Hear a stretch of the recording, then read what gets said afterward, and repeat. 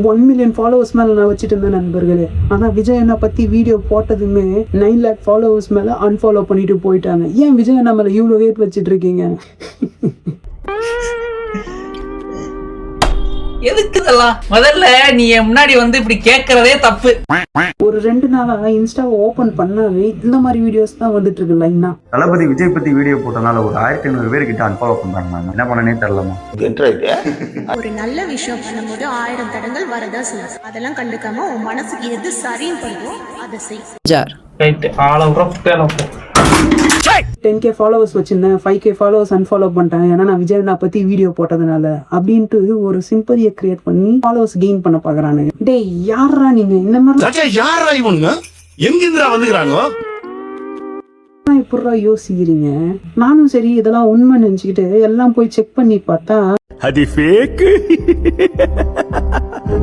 ஒரு நிமிஷத்தை நானே ஏமாந்துட்டேன். எல்லாருமே ஃபாலோவர்ஸ் ஏற்றதுக்கு ஒரு புது விதமான ட்ரிக்கை கண்டுபிடிச்சிட்டானுங்க. இந்த மாதிரி வீடியோஸ் பண்ணி அசால்ட்டா அவன் 10K 20K ஃபாலோவர்ஸை கெயின் பண்ணவும் ஆரம்பிச்சிட்டானுங்க. இதெல்லாம் ஒரு புது வித ஃபாலோவர்ஸ் கெய்னிங் ஸ்கேம்னு கூட சொல்லலாம் போல. சரி, இந்த ஸ்கேமை பார்த்துட்டு நீங்க நம்பி ஏமாந்தீங்களா இல்லையான்றத கமெண்ட்ல சொல்லுங்க.